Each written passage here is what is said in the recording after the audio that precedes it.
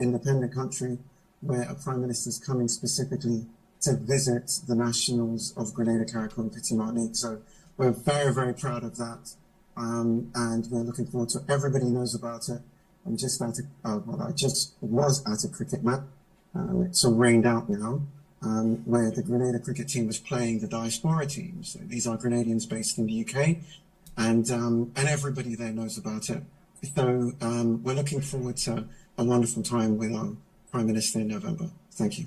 Great. Thank you so very much indeed, Roy. Much appreciated. I know that we'll chat a little bit more about all the plans and arrangements you have in place for this massive gala on the 4th of November.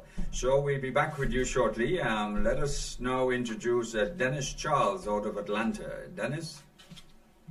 Yes, good day to one and all, the NDC officials online, PRO, Deputy PRO, like-minded individuals, not only here in the United States, but of course England. I don't know if we have the Canada chairperson online, but one and all. My name is Dennis Charles. I'm a fixture on Facebook in the NDC, so I don't need much introduction. But I want to say I'm very happy that we have this initiative going on now to sort of link up with the diaspora so that together we could join hands and build a better Grenada. Over 300,000 Grenadians live abroad, and we have capital, investment capital. We have retirement, right? Most of us are in, I don't know, nursing.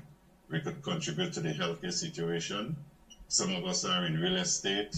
I'm an investor myself, a financial advisor, whatever it is, and so forth. So much we can do if a portion of that 300,000, a portion, because Grenada is small, remember that. If a portion of us come back with our skill sets, our, let's say, pension, or whatever it is you get, social security, whatever assets that you have, if a portion of us come back and contribute to our homeland, we will take Grenada over our River Jordan. So we have challenging times, crimes, whatever it is going on, hopelessness, underemployment and all of that. We want to see transformational change, and I am eager to be a part of that change. I would do what I have to do. I would make my contribution as chair of the Atlanta chapter here in Georgia. Thank you very much. Thank you very much, Dennis. We'll be back to you shortly with respect to the transformation aspect of investment opportunities between the diaspora and Grenada. Robert, did I forget you? I think so, my comrade. I want to believe so, but there is a saying in life, the best is generally left for last. So let me welcome Robert Nurse. He would say who he is. He's out of Canada. Robert, over to you. Terry, first of all, thanks for having me on this morning, and to all the Grenadians in the diaspora in Grenada, wherever you are, welcome to this program. Currently, I'm the chair of the National Democratic Support Group Canada. I've been holding that position for quite a while. I was one of the originals when deceased George Brism, or ex-honorable, started the party. I was part of that initial grouping. I'm from St. George's, and my support for the party is notwithstanding. I'm always will be there with the party in the transformational process. I'm hoping to do the best I can to make sure that our government succeeds in every aspect of the undertaking. Thank you very much, Robert. And let me just add here that Robert was also the chairman, along with his entire hard-working committee, to have put on an extremely successful gala in Canada in June, where Prime Minister Deacon Mitchell and his delegation attended. It was a tremendous success. Congratulations to you and your entire team, Robert. It was really, really outstanding indeed. We'll be back with you in a short while. Right now, let me introduce Mr. Richard Duncan, who is the chair of the CBI Committee, Citizenship by Investment, And I would also ask Richard at the same time to let us start crafting the discussion for this afternoon, which really is CBI opportunities in the diaspora.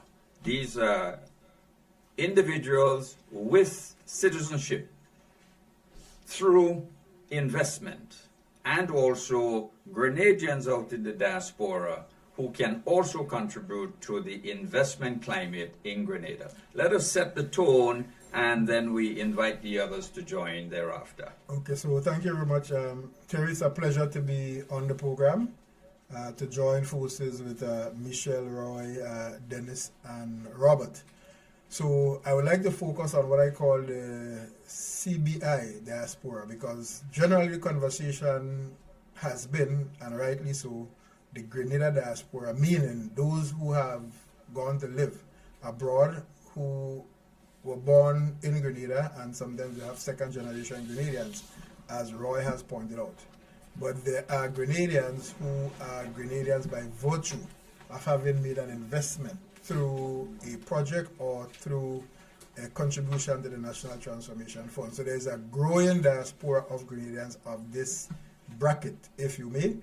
And I think as we go forward with the diaspora initiative, we have to find a way to bring them into the fold, to contribute to the further development and growth of Grenada. Suffice it to say that these are in the main ultra high net worth individuals and high net worth individuals in the main.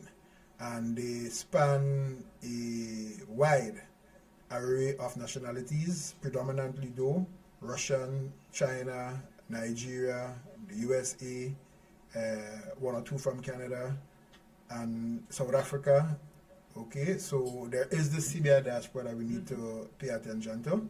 And I think the other point is that when you look at the skill set, it ranges from finance, banking, oil and gas, agriculture, manufacturing, entrepreneurship. So my presentation, wearing the CBI hat, or discussion, is that we have to find a way to leverage that other diaspora for what it is worth. In terms of the general diaspora, definitely many projects, or the projects, I shouldn't say many, the projects that have been going great guns under the CBI so far are predominantly in the hospitality, specifically hotel sector. Mm-hmm. I think that while the Grenada diaspora can come together and sponsor a project as developers, you can be the developers of a particular project in any sector you want, and then as developer you bring in the other elements of CBI. So as a Grenadian diaspora, you yourself cannot invest in a CBI project per se, because that is for those who are not Grenadians and want to become Grenadians. Right. But I'm saying that while we are lamenting that the developers so far have been foreigners, I'm saying Grenadians themselves could be developers, and through the project that they are developing and sponsoring, bring in the non-Grenadians who will become Grenadians through the CBI mechanism. All right, so let's bring some clarity to the matter. Grenadians out in the diaspora who have the ability to invest in large or even medium-scale projects, they don't need to go through CBI. CBI is intended for non-Grenadians who wish to invest in Grenada and have the privilege and the opportunity to have one of our passports. Correct. So the Grenadians out there who want to invest, they'll be entitled to all the concessions that the CBI Grenadians are entitled to? And the answer is a resounding yes. So I think to Dennis's point, Dennis is saying, hey guys, we have capital to invest, right? And I'm saying that's great. So if you identify a project, whether you as Dennis or a group of developers, I would like to call them, in the diaspora, Grenadians now, come up with a project that they deem to be viable and feasible, they would put in their share of the capital, but the project can be built out now by encouraging and selling to anybody around the world, Non-Grenadian. Right. non-Grenadians, investment opportunity into this project. So what that does is you as a developer, you take the lead. Obviously, there are benefits to be had as a developer in terms of the profits you will gain while the project is being developed and stuff like that, and also during the operational phase of the business enterprise that you would have built out. But the key here is where you as a developer, you're not taking all the risk because you bring in other people, and you will determine how many you want to bring in. That will depend on your own model for having a successful development. So I think that's a key point I want to make, because most people are saying why it is these projects are all driven by foreigners. Why can't we as Grenadians drive certain projects and get the non-Grenadians to buy into those projects? Why should we all? And by the way, there are one or two Grenadians who have done small-scale projects, and have brought in, through the CBI mechanism, brought in people to invest in those. So I'm just saying that the opportunity is there. Right. So just for clarity, if a group of Grenadians out in the diaspora develops a project concept and they market it and they attract non-Grenadians to be part of the partnership and investment, under the CBI regulations, would they now be entitled to the financial opportunities, like, for example, sales to private investors, and use the funds for the development of the project? Absolutely. That's the point I'm making. Absolutely. All right. And this is extremely important, because, again, I'm lamenting the point that the CBI is a good mechanism for spreading the risk among people who are interested in the project per se, but also who are interested in getting additional benefits by becoming a citizen. Right? And I don't think that it is fair so far for the majority of the projects to be sponsored, to have developers who are by and large non-naturalized Grenadians. We can do better. And there comes in the diaspora. All right. So if the said group of Grenadians develop a project, makes the submission, gets all the concessions and so forth, but they do not have a non-Grenadian component to the investment package, would they still be able to access the privileges and opportunities through the said CBI program? And the answer, if I understand the question correctly, is no, because as a developer, you would get the concessions that you are entitled to, whether you're going solo or you're going through CBI. Right. So if it's Grenadian, if it's a pure Grenadian group only, they will only get the concessions based on the package of assistance through the Ministry of Finance. GIDC and stuff like that. Yes, Right. that's correct. But you're saying if they have non-Grenadian investors associated with them, they now qualify for getting all the CBI opportunities. Correct.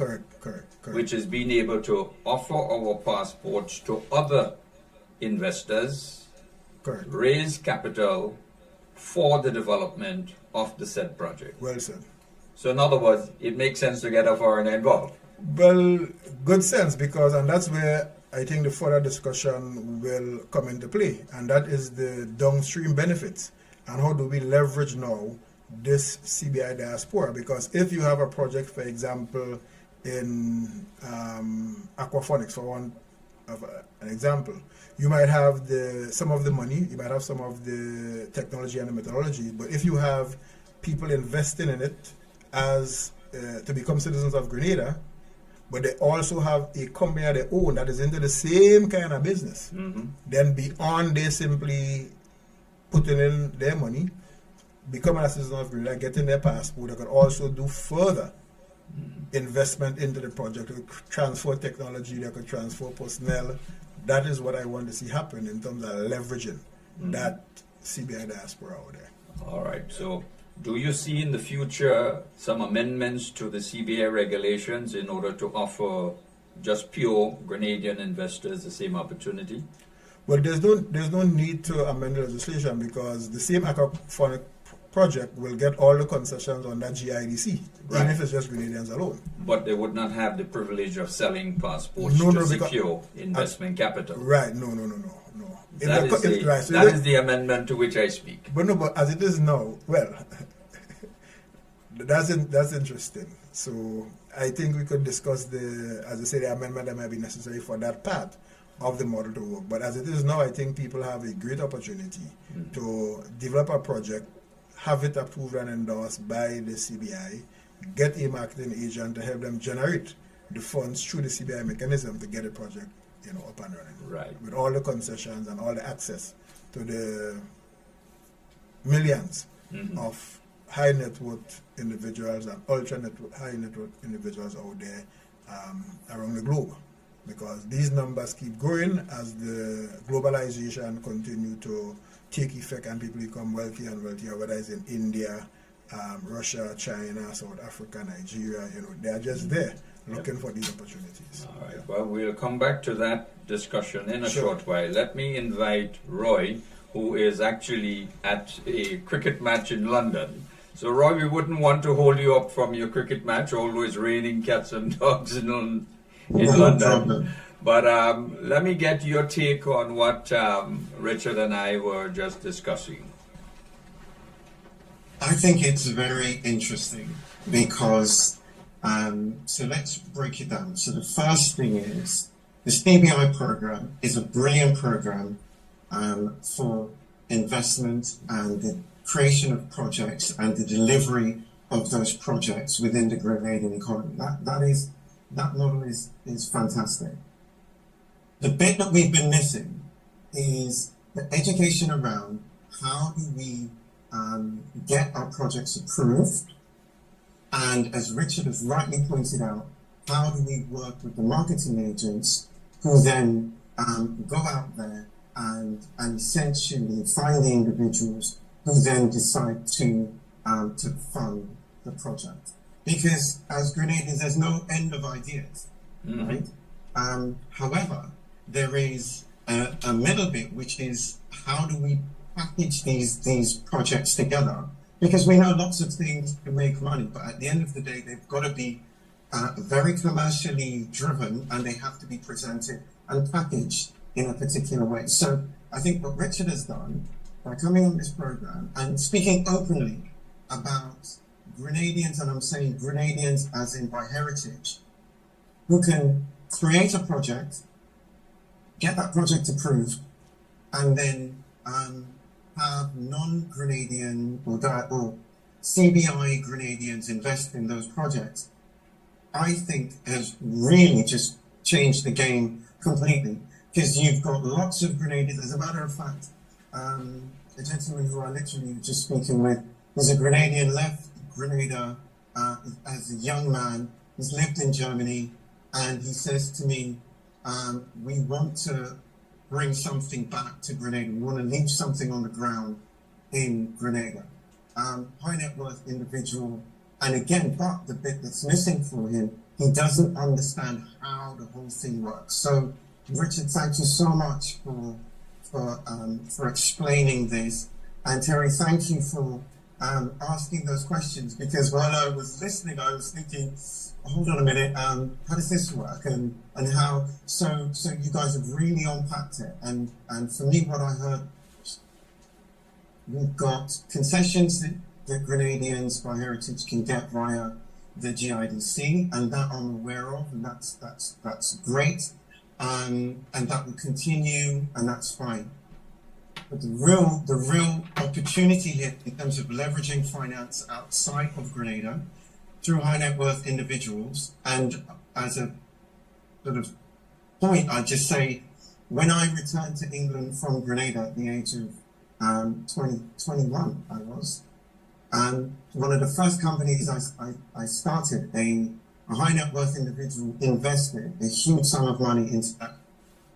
And so when I listened and I heard what Richard was saying, I got excited, because I thought, there's lots of young people now who want to start businesses who, in the UK, who actually want to give up the UK and go to Grenada, but need a vehicle like this.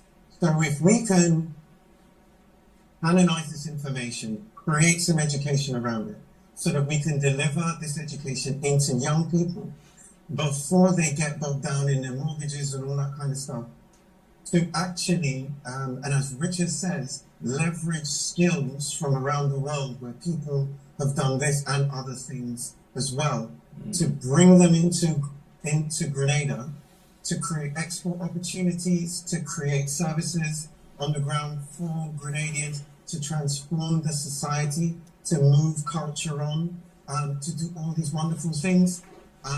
Guys, I think potentially we're discussing an absolute game changer now. And Richard, I can't thank you enough for just that nugget of explaining how Grenadians by heritage can access this model, this PBI model for projects.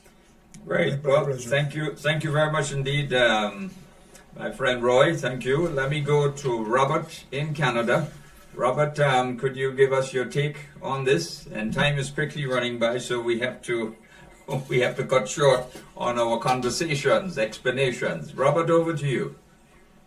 Yes, I think Richard and yourself both have explained to us in diaspora here the type of information we need to take back to Grenadians in the diaspora who wants to invest, and for other members or other people in the diaspora who are non-Grenadian who can access the CBI program, and also by doing that invest with the projects that Grenadians in the diaspora want to put forward. So I think further education will be needed if we can have the CBI boss and some members from Ministry of Trade and Commerce come into the diaspora and do a little more explanation or presentation to us. Then I can assure there will be a lot of local coming to invest, not only the GIDC and concessions will be given to them. Great. Thank you very much, Robert. Yes, we take the aspect of education, educating the Grenadian masses out there as to the opportunities that lie in Grenada. We now go over to Dennis Charles out of Atlanta. Dennis? Yeah. Yes, and thank you very much, Brother Forrester.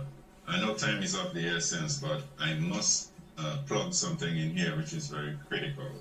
And I want us to work probably on a returning national resettlement board. Some sort of grouping where you have officials tasked with smoothing the way, easing the way, the log jams, the obstacles, the bureaucracy that I myself faced when I returned home a couple of years ago to purchase a property. In spite of the fact that I was putting more than the money I need to put down to get it, I practically had to fight with the bank and spent months home, back and forth, to get it done. So there are a lot of problems that logjam the process. People get fed up and I don't want to deal with it no more. And we cannot take out healthcare from the equation. One of the reasons that a lot of us don't want to go home, in fact, I stepped on a nail, got infected, went to Maribor. I don't want to tell you, let us not get into that. I had to jump on a plane and come back here. So yes, we have to target all the areas that where we fail or fall short to get us, to entice us, and even people who are not of Grenadian parentage, right, friends of Grenadians, to come down. Because a primary, what would militate against that is if they happen to get sick or they need medical treatment or medical care, what happens with the state of healthcare in Grenada? So that is something that we must consider and work towards solving. The process of banking, getting loans, it is cumbersome, very, very difficult, and that's another topic for a different time. I will stop here because I have so much that I could talk about just from my own personal experience. Mm-hmm. I would like to communicate, I don't know with whom, or you, Brother Terry. I have a lot of ideas we could put in place. So at a later date, some other time, we need to have a discussion, probably one-on-one or whatever it is, but not right now. Okay, well, thank you very much indeed, Dennis, anytime. But this is just the beginning of several discussions that will take place with respect to the engagement of the diaspora. And we're doing it on this platform today under the banner of the National Democratic Congress. But I want everyone locally and in the diaspora to know and to understand is that the diaspora engagement is for all Grenadians. It has no political color. And at the right time, we plan to engage the local Chamber of Commerce, the GIDC, Hotel Association, Ministry of Tourism, Ministry of Foreign Affairs, and to have an interactive session on the platform of GIS and other media outlets to engage the diaspora, along with the CBI chairman engaging the diaspora. And this will be continuous as we try to find the right paths and the right solutions to the many issues and so forth which we are confronted with. At this time, do we have Helen out of New Jersey? Helen, are you there as yet? She had a little setback this morning, so she asked to be excused. So right now, I'd want to go over to Texas, to Michelle Thomas. She has a special presentation. But before you commence your presentation, Michelle, if you wish to make a short contribution on what we have been discussing, you're free to do so, or if you wish to just go straight into your presentation, that is your option. So over to you. Well, Terry, you put me on the spot because... Yep, you're good on the spot. You're good on the spot. Well, I think this would pertain to, or little things that we're going to do to support the initiative would be like giving us insights as to exactly what are those small things, what are those small projects can we work here in Texas, in the diaspora, to help Grenada. So I'm thinking, not as you're thinking, with all that CBI stuff, that's kind of foreign to me. But I guess maybe later on I can educate myself to know more about the initiative as to that part of it. But as for now, my focus would be just those small things where I can make a little difference in some way, and then maybe it's going to grow and get bigger. Well, small acts do cut down big trees, and they say out of one tree you can get 1,000,000 matchsticks, but it takes one matchstick to get rid of 1,000,000 trees. We wouldn't go there. Michelle has recently accepted a challenge as from just about the beginning of July to secure school supplies for the Bel Air Government School in St. Andrew. And I would now like to invite Michelle to make her presentation as to how things went, how is it going, what has been some of the challenges and successes in that particular project. And just to mention, we will be challenging Grenadians all over the diaspora. We have over 300 schools in Grenada. We want to develop a program, Adopt a School initiative.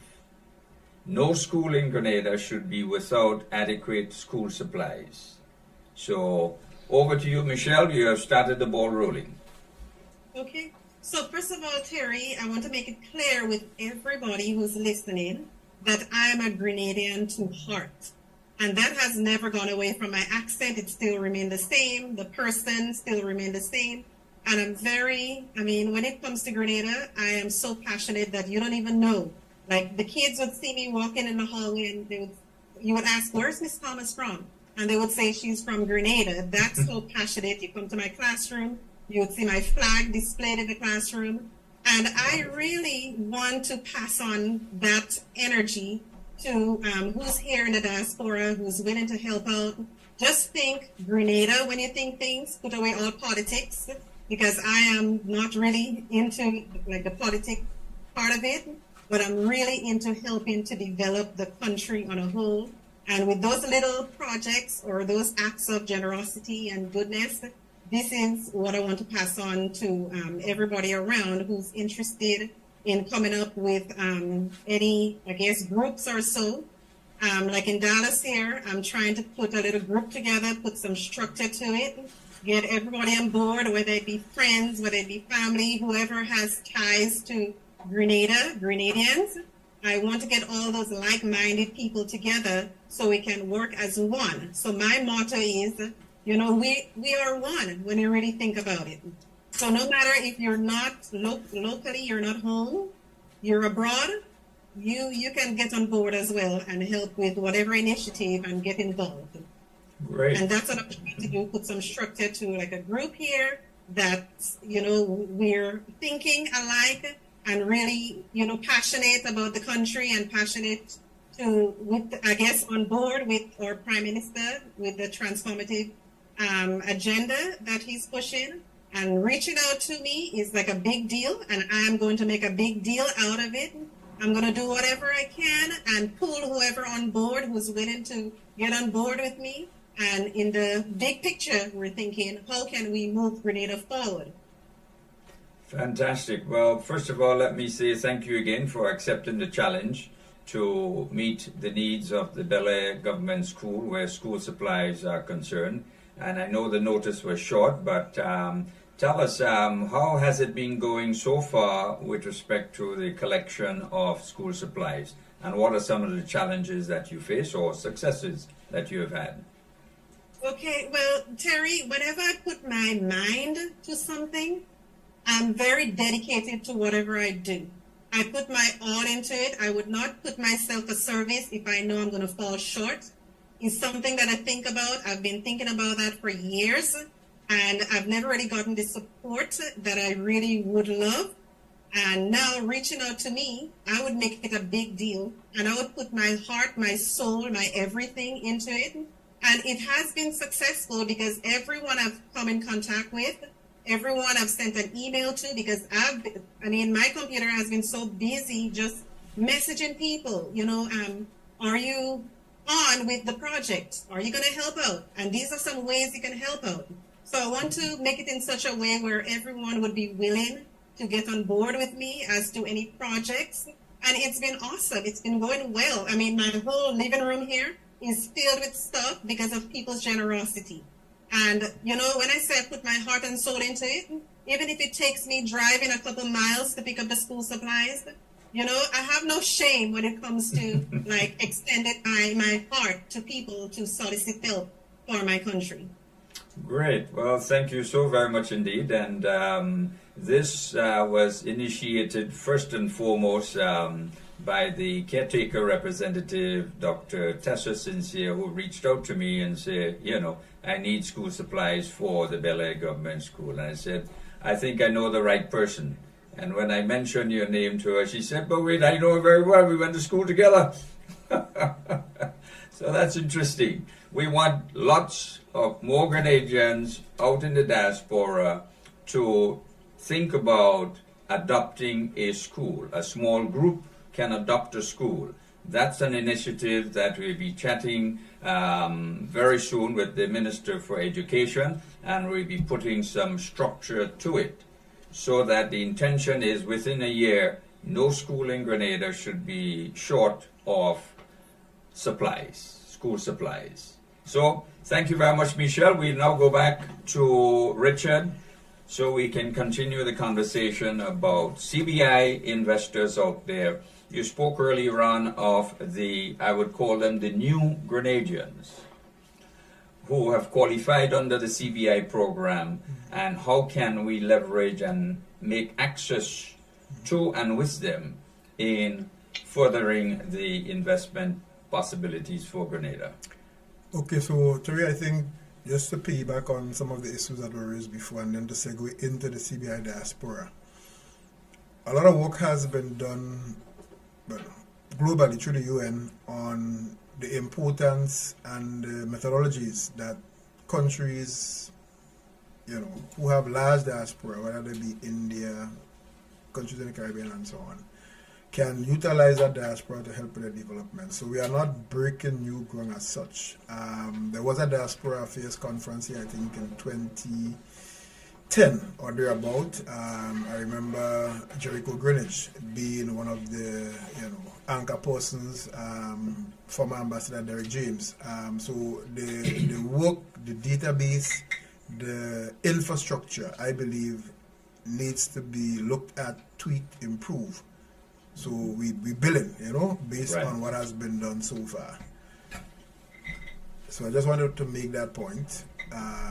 So the diaspora secretariat in Grenada, as well as those point persons in the various missions across, the major cities, should be, engaged to make it easier and smoother to have the diaspora, play their part in national development. The CBI obviously is a new kettle of fish. I am thinking that there is need for a CBI diaspora liaison officer inside CBI who would liaise with your arm of the apparatus, and there has to be agreement on the modalities and the mechanisms through which we are going to engage that diaspora, because yes, they are flung far and wide, so is the Grenada diaspora. I think the big difference is that there are potentially cultural and language issues to deal with, so that the nuances in dealing with the CBI diaspora need to be understood and that mechanism built out. So that will be my comments now in terms of what I think we should do if we are to truly leverage the CBI diaspora.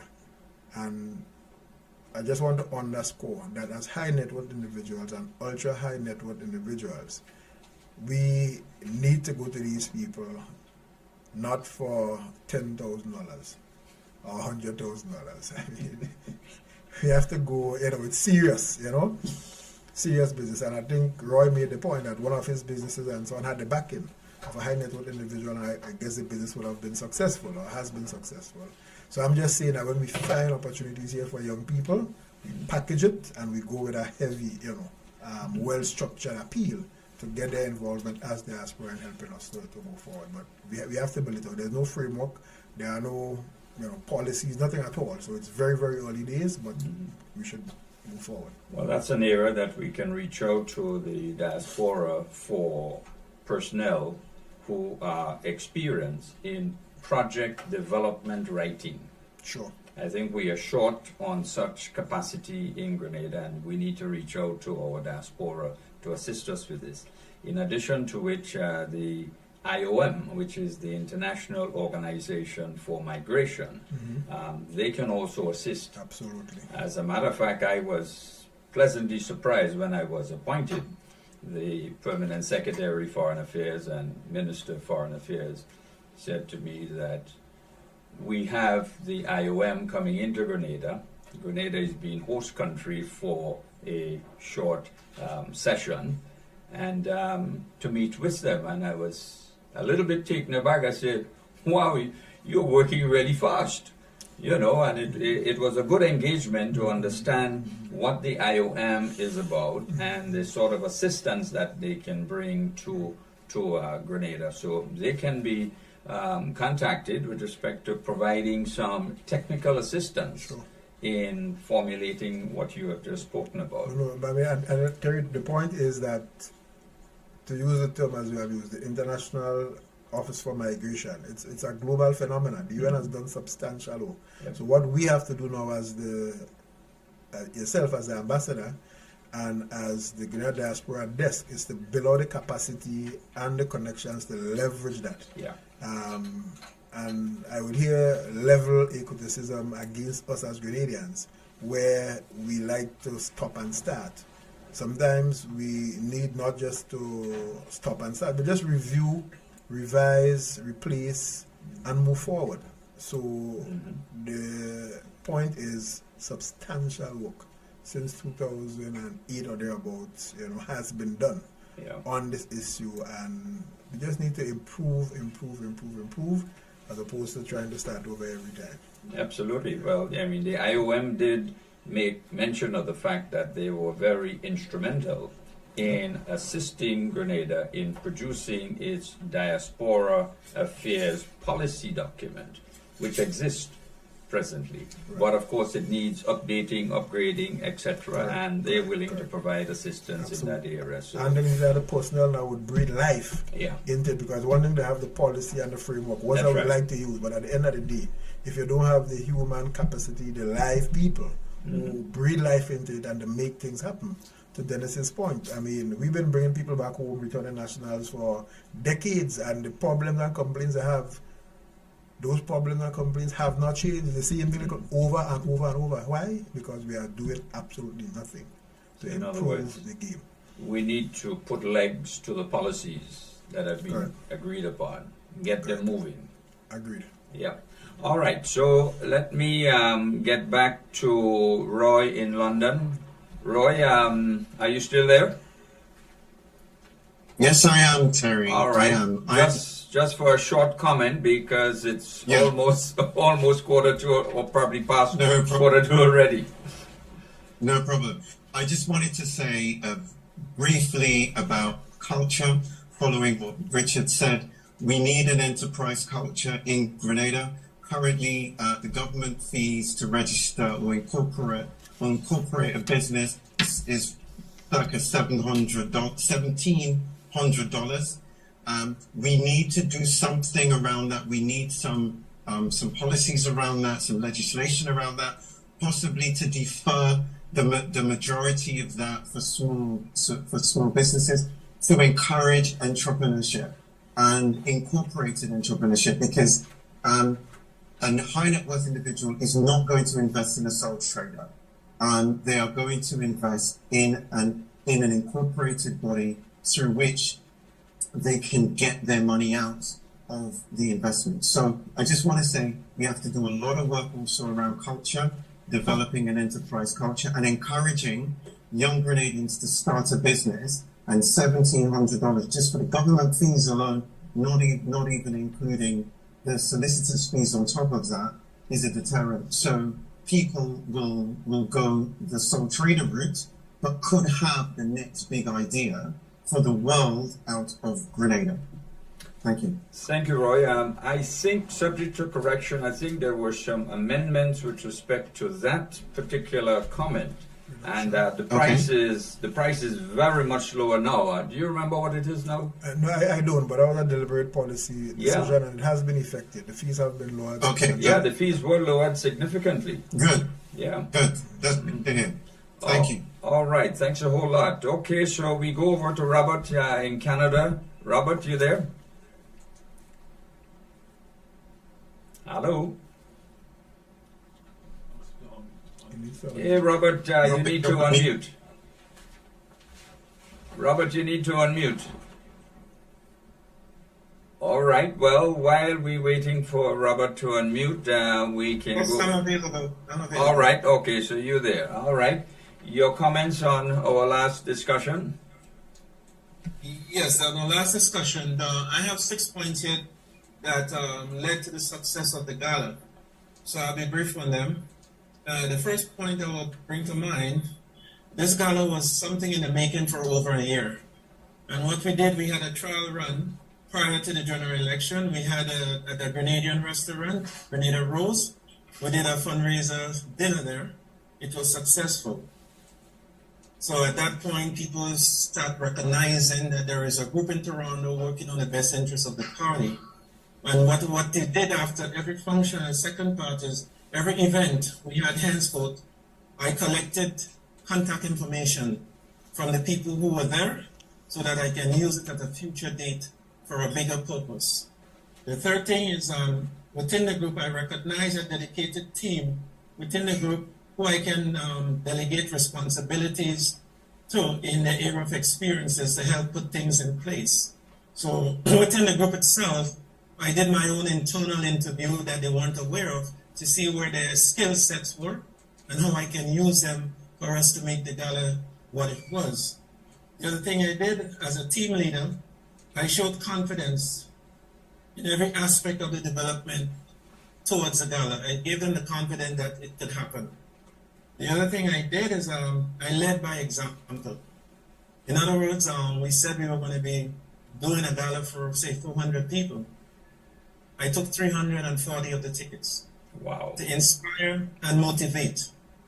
That if I take 340 folks, I'm leaving you with 60 to sell. And that had a huge impact on the turnout of what happened. I reminded the team at every stage the story of the choo-choo train. to quote, yes, I can, yes, I can, yes, we can, yes, we can.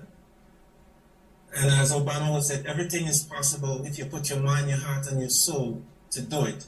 So these are the things I did. And to top it off, I signed a contract with the gala, the establishment for $54,000 to be paid within 3 months. And we had in our bank account $100. So, you know, I had to show the team that we could do it. I know most of them were nervous. How are we going to do it? But I showed them we can do it. Together as a team, we can do it. I never asked for sponsors from anyone. My conversation was basically with the hall. And if the hall was willing to work with me, I guarantee them that we will work with them. So they trusted me on behalf of the group. They trusted the conversation. My negotiation with them was very successful at every angle. They were with me at every angle. They were with me whatever I need. They were willing to support and make it possible. We all wanted together with the hall a very good turnout for the Prime Minister and the delegation. We wanted to make Grenadian proud. And at every stage of the way, it was done. It was done that way. As a matter of fact, 24 hours after the function, I got two very important phone calls. One was a gentleman said, I saw what you guys put out there. I know it's expensive. If you guys are short on funds, I'm willing to give you guys some money. The second phone call I got about 10 minutes after was from another gentleman who said, did you guys have sponsors? I said, no, there were no sponsors. Everything was done from the sales of tickets. And what I find within our community, Grenadians, especially in Toronto, Canada, I can speak for, they like that personal contact. They don't want to go to outlets to purchase ticket. They want you to call them and invite them. I had a few phone calls that I made, and I asked individually if they want tickets. And then the family member friend would call me and said, well, you didn't call us. We want tickets too. You see, right. one gentleman alone, I delivered 2 tickets to. And as I gave it to him before I got in my car, he had it on his Facebook page. I got my tickets for the gala. Boom, I get 5 calls after that from his friends. They wanted tickets. You know, so the was type wonderful. of marketing we did and the input of the Prime Minister making a commercial, which is very unusual that the Prime Minister would make a commercial for a function, it helped tremendously. At the end, we had to turn people away. Hence, we directed them toward the town hall meeting. Town hall meeting, we had 450 people at the town hall meeting. Prime Minister said it's the biggest town hall meeting he ever attended. It's even more than they do in Grenada. All because, you know, the enthusiasm I have built over the years. I have built relationship with Grenadians in the diaspora. Grenadians in the diaspora knew me from the days when I was president of the Grenada Association. The Grenadians in the diaspora remember me for starting the first independence dinner in Canada in 1984. You know? So Wow. there's a trust within the Grenadian community in the diaspora between myself and them. They know me and they know what I'm capable of doing, and they know if I have a team who will work with me, we can make things happen. And Terry, I'm proud to say that we were able to have a conversation with the Prime Minister on Thursday night where the executive body voted to send to Grenada $30,000 towards the resource center. And I will leave it there, Terry. Thanks. Thank you very much indeed. Thank you so much, Robert. Great job indeed. Roy in London, of course, you have taken a lot of notes. All right, so we'll head over to Dennis, and time is not on our side. We only have 4.5 minutes left. So, Dennis, I would ask, therefore, for your closing remarks at the same time. So, over to you, Dennis. Okay, thank you very much, everyone. I want to say I was very, very, very pleased with the comment by the last comrade. In Canada, we are behind, but we are on our way to formalizing our group. And probably if we could get the PM to come up, that would be fine. If not, I would set up for Andy. It doesn't matter. But going back to what we talked about before, I'm going to wrap up quick. My concern, and I think it's very important, I'm glad that I was invited today, the identification of potential sectors of opportunity if the government could have identified them, a few of them, conceptualization, then again we want to know about Crown lands, the possibility or availability of Crown lands for development uses, zoning and all of that, and where they are. Financing from the credit unions or the bank, development finance. It's a problem in Grenada, obtaining loans. Apart from getting, I don't know, some funds to buy a bus, they seem not to understand that investment is not just buying a vehicle. So we have some work to do in terms of changing attitudes and so forth. So I'll wrap up right now, but I would have to, I don't know, ask for a more in-depth meeting with whoever it is to go over some other ideas at a later date. Thank you very much for hosting. Thank you. Thank you, Dennis, and I'll be in touch with you privately. Thank you so very much. We now go over to Texas to Michelle just for her closing remarks, and then we will go on to Richard. Of course, Dr. Helen Lewis, she was unable to join us, obviously, today. Hope everything is well with her. So, Michelle, your closing remarks? Okay, just wanted to reiterate that Helping Grenada is just a Grenada initiative. So with the right structures that we're trying to put in place here, we'll do a lot more for the country as a whole. Great, thank you very much. And Terry. thank you. And spread the word to other Grenadians that we want them to now take on, adopt a school initiative in Grenada to provide school supplies. Thank you, Michelle. It was good of you to be on. And Roy, could you just offer your closing remarks before I go over to Richard?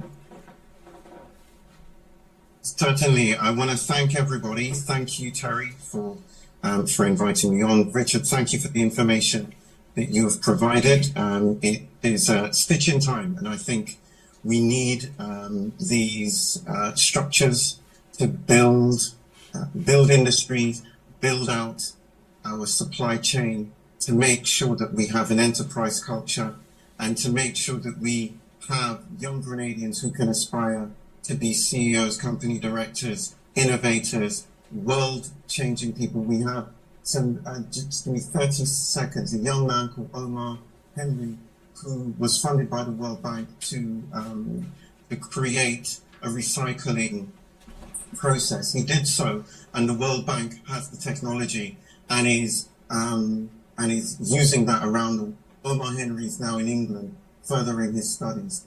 Guys, we have young people in Grenada who are game changers, who have innovations that we just need to bring teams together. We get the finance through CBI. We have program directors and other people, bring them all together to make these projects successful, because they have world impact, world applications that can transform our economy and benefit the world as well. Thank you. Thank you very much, Roy. We'll have to continue this next week. Richard, your closing remarks, and Yes. this would not be the end of this discussion. Not at all. So thanks again, everybody, for a wonderful 1 hour discussion dialogue. Thank you, Terry, for hosting. I think the main takeaway for me is that we have to re-energize the diaspora desk or the Office of Diaspora Affairs, and we at CBI need to come up with some initiative whereby we could put the structures in place to leverage the CBI diaspora, and also to leverage the way in which CBI can be used to have diaspora Grenadians in the diaspora as well as locals become developers of projects which through CBI will bring in investors from around the world who want to become citizens of Grenada. Absolutely. Very well said indeed. And it means, therefore, we have a lot of work to do. We are equal to the task. Wonderful indeed. Let me thank you, Richard, for being part of the Heartbeat today as chairman of the CBI committee and in the various other capacities which you hold. We want to thank Michelle Thomas out of Texas, and out of London we've had Roy McEwen. Out of Canada we've had Robert Nurse, and out of Atlanta, Dennis Charles. We were hoping to have Dr. Helen Lewis out of New Jersey, but she had a short emergency just before the show started. So thank you all very much indeed. I think we need to do this again, and probably next time we would need 2 hours rather than 1. Thank you. It was a pleasure having all of you. Do have a great Sunday afternoon. It's beautiful out here in Grenada, and continue to enjoy and to push forward with all those initiatives. And Dennis, I'll be in touch with you privately so that we can expand further on your suggestions. And all of you who have made wonderful contributions, I thank you very much on behalf of the Heartbeat. Until next Sunday, have a great Sunday afternoon. Goodbye. Bye-bye. Bye.